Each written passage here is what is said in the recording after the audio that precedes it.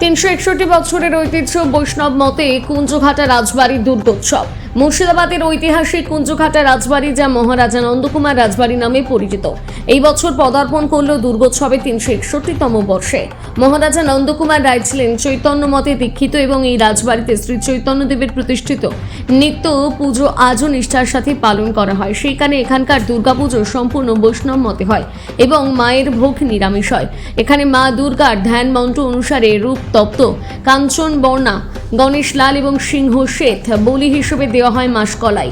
সপ্তমীতে মায়ের ভোগে থাকে 7 ভাজা, অষ্টমীতে 8 ভাজা, নবমীতে 9 ভাজা, তার সাথে চৈতন্যদেবের ভোগে খিচুড়ি, পোলাও এবং অন্যান্য নিরামিষ পদ। নবমীতে মাকে বিশেষভাবে কচু শাকের ভোগ দেওয়া হয়।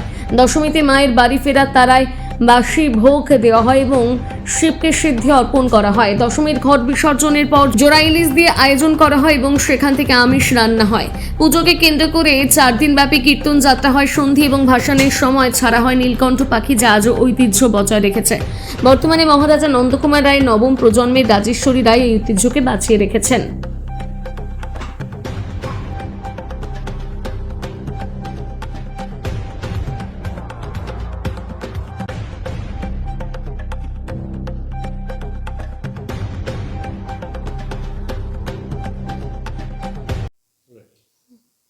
1664 খ্রিস্টাব্দে মহারাজা নন্দকুমার রায়ের বাবা পদ্মনাভ রায়, উনি সুবে বাংলার দেওয়ান ছিলেন। উনি বীরভূম জেলার ভদ্রপুর গ্রামে এই মা দুর্গার পুজো শুরু করেন। পরবর্তীকালে মহারাজা নন্দকুমার রায় নবাব আলীবর্দী খানের কাছ থেকে সুবে বাংলার দেওয়ানি লাভ করেন এবং এই রাজবাড়ি প্রতিষ্ঠা করেন এবং সেই বীরভূমের কাঠামো এখানে এনে পুনরায় পুজো প্রতিষ্ঠা করেন। পরবর্তীতে মহারাজা নন্দকুমার রায় দ্বিতীয় শাহ আলমের কাছে মহারাজ উপাধি পান এবং সেই পুজো এখানে চলতে থাকে। বর্তমানে 361তম বর্ষ এবং বর্তমানে এখনও পুজো মা দুর্গার চলছে। এই রাজবাড়ি কুঞ্জঘাটা রাজবাড়ি মহারাজা নন্দকুমারের রাজবাড়ি হিসেবে পরিচিত।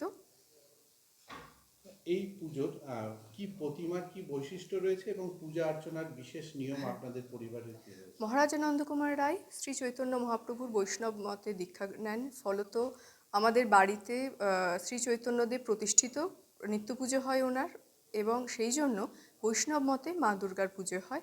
মা দুর্গার ধ্যান মন্ত্র অনুযায়ী মা দুর্গার এখানে রূপ রয়েছে তপ্তকাঞ্চন বর্ণা উনি, এবং গণেশ আমাদের এখানে লাল, সিংহ শ্বেত রূপী হিমালয় রূপী সিংহের পুজো হয় এবং সম্পূর্ণ বৈষ্ণব মতে পুজো হয় বলে আমাদের এখানে সম্পূর্ণ নিরামিষ ভোগ রাগ হয়। মায়ের বলি হিসেবে মাসকলাই বলি হয় এবং দশমীতে ঘট বিসর্জনের পর জোড়া ইলিশের সাহিত করে বাড়িতে আবার আমিষ প্রবেশ করে।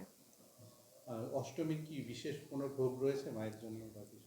না, বিশেষ ভোগ বলতে আমাদের যেমন রয়েছে, সপ্তমীতে 7 ভাজা দিয়ে হয়, পোলাও, অন্নের ভোগ এবং বিভিন্ন রকম তরকারি, চাটনি, মিষ্টি, এইসব পায়েস, এই সমস্ত কিছু হয়। যেমন অষ্টমীতে 8 ভাজা হয়, এই বাকি সমস্ত কিছু এক হয়। নবমীতে 9 ভাজা হয় এবং বাকি সমস্ত কিছু এক হয় এবং নবমীতে মা দুর্গার সাথে সাথে শ্রী চৈতন্য মহাপ্রভুর ভোগ হিসেবে খিচুড়ির ভোগ হয়, পোলাও হয়, খিচুড়ি হয়, এমনি অন্নের ভোগ হয় এবং মা দুর্গাকে কচুর শাকের ভোগ দেওয়া হয়। সেদিন কচুর শাকের ভোগ হয় এবং দশমীতে মা দুর্গার বাসি ভোগ হয়। এমন বলা হয় যে মা দুর্গার বাড়ি ঘরে ফেরার তাড়া থাকার জন্য সে সময় বাসি ভোগের দেয়া হয় মাকে এবং সেই দিন শিবের জন্য বিশেষ করে সিদ্ধি অর্পণ করা হয় এবং তারপরে মা দুর্গার ঘট বিসর্জন হয়। তারপর জোড়া ইলিশের সাহিত হয় আমাদের। ওটা মা দুর্গার না, ওটা আমাদের নিজস্ব বাড়ির জন্য, যাতে বাড়িতে আমিষ প্রবেশ করে, এমন হয়। অপরাজিতা